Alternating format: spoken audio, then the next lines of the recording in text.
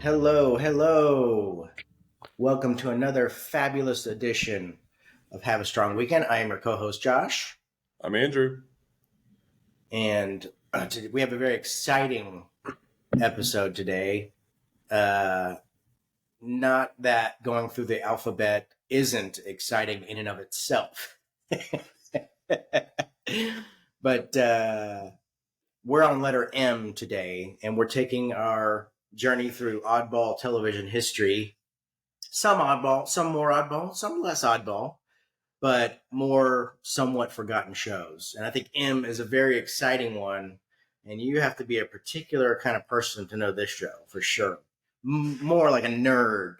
Nerd. Yeah, for sure. So we are at letter M, and that show is My Secret Identity. Um, my brother and I was probably, I think, 10, maybe 10 or 11. We watched this show religiously. I can remember going, My Secret Identity's on. Yeah, that's not cool. Anyway, so it's a Canadian show starring the very jovial and I called him happy-go-lucky, but you disagreed with me. Jerry O'Connell. The very brain damaged Jerry O'Connell.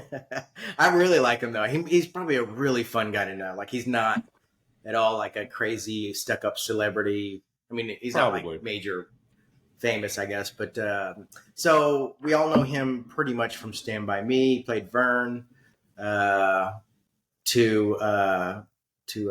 pretty high acclaim, and he went on to star in My Secret Identity. I was just kidding about that whole acclaim thing. Okay, just making sure. Yeah, no. I mean, he did a great job. He's Vern, but he's not River Phoenix, right? So, no, he is not. Oh no, but I do really like the guy, and so he went on to do this show, My Secret Identity, a Canadian show about a young boy who has a scientist neighbor. Does this sound familiar already? Not at all. I have no idea. I don't notice a similarity to anything. 80s to 90s, just ripe with kids and scientists. I don't know. But can you imagine trying to get away with that nowadays? Like letting your kid just go hang out with like some wacky single. Not gonna happen. No show is gonna make that. Nope, we're not touching it. Nope. So at the time, though, a young boy and his next door neighbor scientist. At least he was only a next door neighbor. At least he wasn't like somebody who lived across town. That's true. Like he actually goes out and seeks him, and the scientist lets him in because he's more of that sort of Back to the Future relationship. But so Dr. Jethcote is the scientist, and God, I can't. What is Jerry O'Connell's name in the show? I can't remember. Andrew. God, your name. So Andrew Vern. His name is Vern. His name is Vern.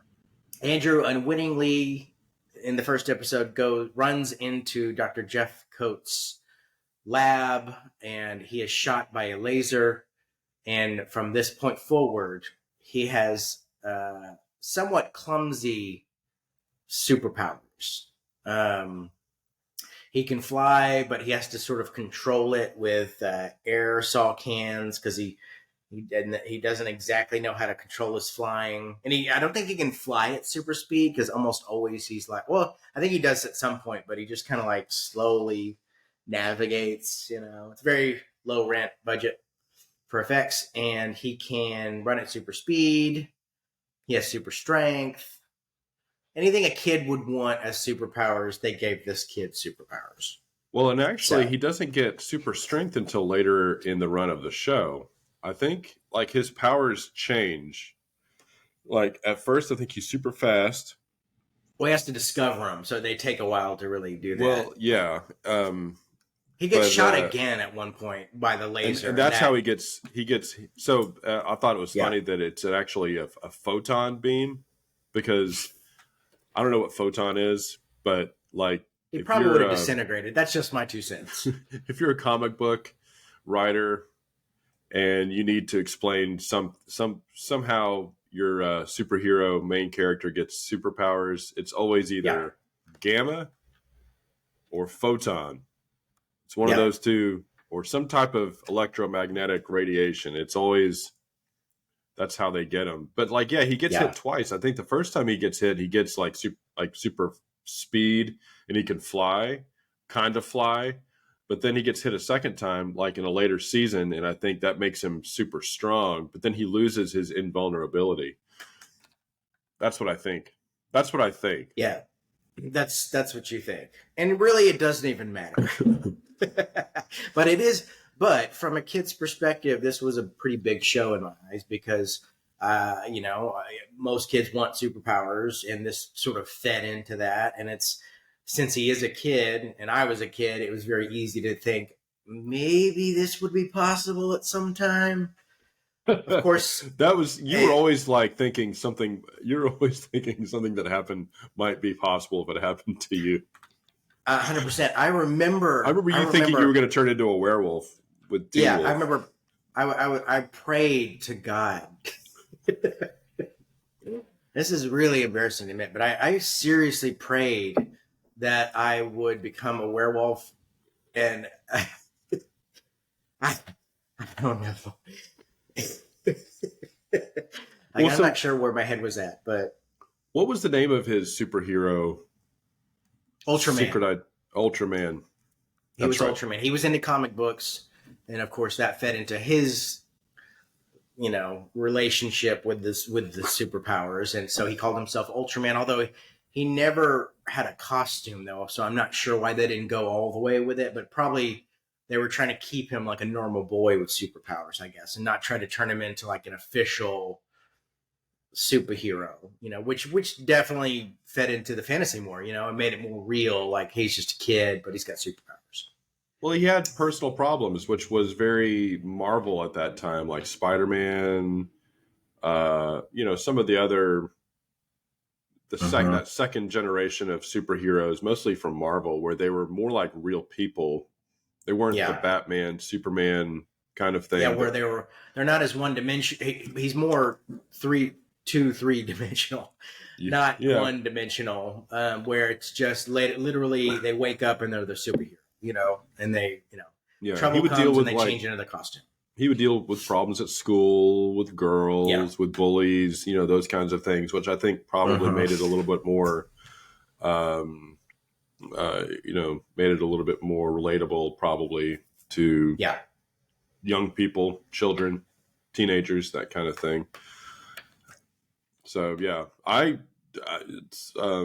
never really watched this show. I mean, I think I would probably take the occasional cursory flyby, if it was on, give it a few minutes, but I never would sit and watch an episode. I mean, when we were, which is surprising because you were kind of into the same stuff we were into, but maybe it just passed you by, I'll tell you exactly why. Maybe not exactly why. It's hard to remember. Is it because it was on Fox?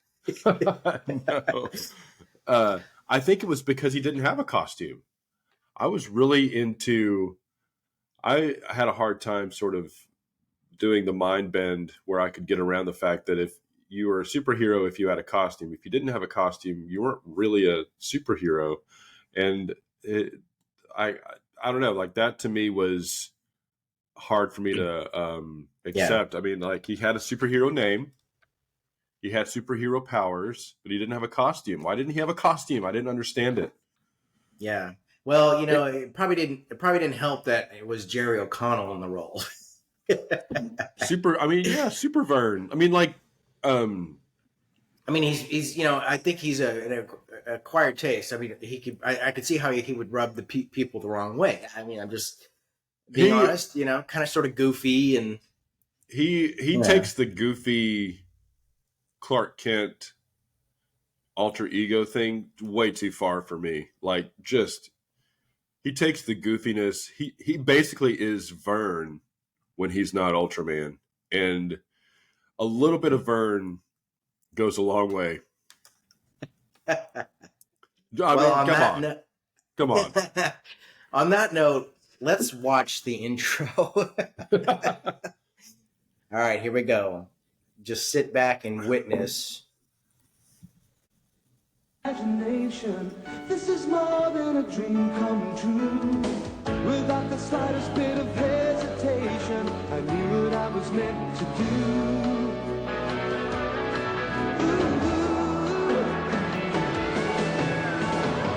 You'll never guess my secret identity. Who's on the It's inside? Dr. Jethro. Never know what you see when you unlock a mystery. Sometimes this double life gets Wanda out of Cannon. hand. And it's all in a day's work for Ultraman.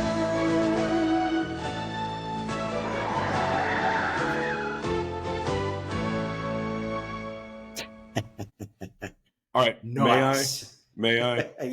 Yeah, please. First of all, that sounds like an '80s like soap commercial. I don't know why. That music. It really does. Yes. I did a little bit of digging into the theme song. It was actually written by the same guy who wrote the 90210 theme song. And if you hear the little guitar that It's very similar. sounds That's right. sounds very Wow. 90210, which anybody who knows me knows I love 90210. But We need to do a special episode on just theme songs, by the way. Just we should putting that out there. we should. Maybe that'll be one of our hiatus episodes. Yeah. But the other thing is there anything more 80s than seeing somebody on an exercise bike? When they show his mom riding the exercise bike, I was like, God, if you want to tell me it's the 80s in like 3 seconds, that's how you do it. You want to talk about one-dimensional. they're like, this mom is not going to have anything to do in this show. No. Daughter's even No. less. She's the typical mom who is clueless most of the time. He can't tell her his secret identity, which that, you don't want to do that. You don't want to tell anybody your secret identity. I understand that. But it's she's the typical mom from an 80s television show. In fact, there was one episode where she finds his journal or his diary where he's talking about all his Ultraman adventures. Yeah. She makes him go to a shrink. Oops. I thought that was uncool. I don't know. Shrink is probably not the politically correct way of saying it. She makes him go to a therapist. Yeah. But anyway, which is commonplace these days. True. But I had to. Yeah, it's true. I had to just chime in about the theme song because I actually like it. It's very catchy, but it does sound like it is very catchy. Yes. Like a coffee commercial or a soap commercial from. It sounds like Mentos. Ooh, maybe that's what it is. Doesn't matter what comes, fresh goes better in life. Sounds just like that's what it sounds like. You're right. That's it. Yeah, and I agree with you on that. Yeah. Well, the episode we're really diving into is called "The Track Star," and this is a one that really sticks out in my mind. It really doesn't have a ton of depth to it because the premise is obviously he can run fast. And so on the track, he wants to be on the track team because he knows he can win because he's got super speed. And there is a conflict because there's sort of a current track star who is kind of angry. They figure out his father is sort of overbearing, and Andrew joins, and then he befriends this guy, or at least understands this current track star. And it comes down to the final race. And what is Andrew going to do? Is he going to use his superpowers, or is he going to be smart and not cheat and really let the right person win? And that is basically the entire show in a matter of seconds. The thing that bugged me about this show, the opening scene, it shows. So yeah, Andrew plays the manager, the equipment manager, water boy, whatever you want to call him, and they're practicing. So his arch enemy, this kid who's a really good track star, and I think it was season 1, episode 4. I think it's one of the very first episodes of the show. It shows them practicing running. This is the opening scene. and it shows Andrew walk right in front of the track while the guy is like running at full speed. Yeah. And what they're trying to do is they're trying to show that this guy has got a chip on his shoulder. He's kind of angry, and so there's obviously this beef between them. But what is Andrew doing walking right in front of him on the track? Like, that's ridiculous. That's a ridiculous thing to do. It's irresponsible, and like, you got to know better than to do that. And So I think if this show was redone, because TV has gotten really good at fleshing out characters, right? Like, we've talked about it before. Like, the villain isn't just purely the villain anymore. Like, there is more well-rounded. There's more ability to gray areas now. Yeah, and here I think what would happen is you would see that it's not just that guy's just mad out of nowhere. I mean, they do go into his father and all that stuff, but I think they would flesh it out a little bit more, and you would almost see like the audience would be like, "Get out of the way, Andrew! Like, what are you doing? Like, what are you doing, man?" He's basically taunting the guy. Yeah, and the guy has every right to get pissed off and to get in his face. And I don't know. I mean, Andrew deserved to be decked to the ground. Yeah, and for someone who's got superpowers and trying to hide it, he sure isn't trying to play it subtle. No, he's just being kind he's of ready a to jerk. get into a fight, and then if they punch him, it doesn't hurt him or what. It's like, dude, you're not hiding yourself very well. Yeah, I thought it was a jerk move to do that. Yeah, and I don't know. That was the choice. The show is wanting me to side with Andrew. It's not doing a very good job in the opening scene. But continue, please. Continue, please. Okay. All right. So obviously the coach gets wind that he can run real fast and very excited. And essentially Andrew learns that he, shouldn't cheat. I guess he would call it technically cheating, even though he can run fast. I didn't think it was cheating, actually. I figured, he can run fast. He has the power. So it wasn't his fault. Like he didn't intentionally get hit by the photon beam. It was an accident. Yeah. So he was obviously doing something stupid to get hit by it. But yeah. I mean, if life is short and you're going to be dead soon anyway, why not really utilize every resource you have to make the best life you can? And he could have, starting with that race. I know, and he wanted to, but the wacky next door neighbor doctor talked him out of it. And one of the things that I sort of liked about it is that he didn't. So he joins the track team, and they have their initial race or whatever, and so he beats the bully by like, I don't know, maybe 50 meters, something like that. He doesn't. Yeah, he does it subtly. He does it subtly, which I was like, that's pretty clever. Like that, it seems like at that time they would have just zipped around and won by a mile, but he actually barely wins, which I thought was a more realistic spin on it. Like, that's, if you're trying to hide your abilities, that's how you do it. You don't win by a mile. You win by maybe just a few seconds, which I think is what he did. Yes, absolutely. I would like to show a clip from this show. I'd like to watch it. And I'm wondering if we should show the clip that he wins or the one where he decides morally it's not correct. I think I'm going to go for the morally. All right. Okay. All right. So here we go.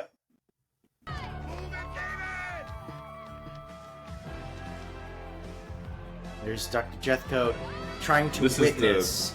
This is the track meet race. This is the true race where Andrew has to decide if he's going to use his powers. See, look, there's the former track star. There's his mean dad. Overbearing father. It's always got to be an overbearing father. Mm-hmm.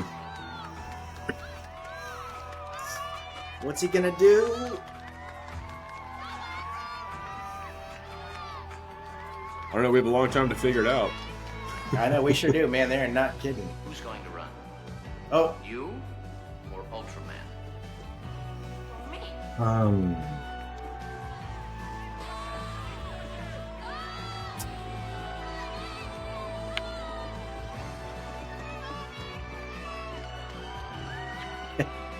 Wow, this is not ending. Come on. Is this it? Wow. No, man. we still got a long way to go. Oh, finally. Did they All show the right. whole race? Man, it sure felt like it. Whew. All right. So I didn't like how they We gave can the overbearing father allowed him to have. I would have liked to see the overbearing father get his comeuppance. But anyway, I stepped on you there. Go ahead. that's really what I mean. I think you could have flushed it. You could flush it out a little bit more, where because the father being overbearing, you don't know why, and I mean, they might allude to it, but he's just mean. Like. Yeah, super mean. And in the 80s, I guess we just washed over that stuff. We're like, there's a lot of mean fathers right now, so we get it. I don't remember. Yeah, I didn't watch that episode when it first came out, but there were a lot of shows that would do that, and I guess I didn't think anything of it. Yeah. So he makes, I guess, morally, according to the show, makes the right choice, and everything works out in the end. He learns that he can't always use Ultraman powers to get ahead. Why, I don't know, but okay. So, but this was a great show. I really enjoyed it. It was a big kid influence on me. I mean, maybe not now, but it was then. So how many aerosol cans would you give this show? Aerosol cans. I will be honest. I was going into this show expecting to be really annoyed and to Really low expectations. The bar was very low. Even though it has Jerry O'Connell, even though it has Cush, I was expecting it to be a low bar, but I would say that it exceeded that low bar. I'd give it a solid 6 aerosol cans. Yeah. I'd give it 3 hairspray, 3 deodorant. Okay, gotcha. I would give it a 7 aerosol cans. Yeah. I mean, I know that's a high rating because obviously this rating system has no criteria whatsoever. But we are rating some pretty oddball shows, and so we have to start somewhere. And I guess I would start with, it's definitely not about production values, because if it were, this would be a 1 aerosol can. But as far as fun, what a kid would want, being in the 80s to 90s, I couldn't beat it. So I give it 7 aerosol cans, all hairspray. Boom. It's not bad. Yeah. And we are exactly halfway through the alphabet at this point, through the letter M. This is awesome. This is exciting. And I think through the first 13 weeks that we've been doing this, I think we've been surprised by some of the shows. We've actually I've agree. newfound respect for some of the shows that I expected to dislike, but have turned out to partially enjoy. And this would have to be one of them. This show is where experience meets memory. That's right. You have to see what is the result. Yeah. That's right. Yeah. But I agree with you. I have had a surprising reactions to some shows I was thinking would probably be pretty horrible. So, All right. Well, that was an excellent episode. I really appreciate you guys watching. Subscribe down below. Catch us on our Facebook page. Andrew and Josh. Is it Drew and Josh's Cocktails and Dreams? I think it's Josh and Drew's. Josh and Drew's. Cocktails and Dreams. I see. And follow us on Instagram. Find us on Instagram, and we'll be back next week with what letters after M? N. N. All right. Have a strong weekend, everybody. Have a strong weekend. Theme, take us out.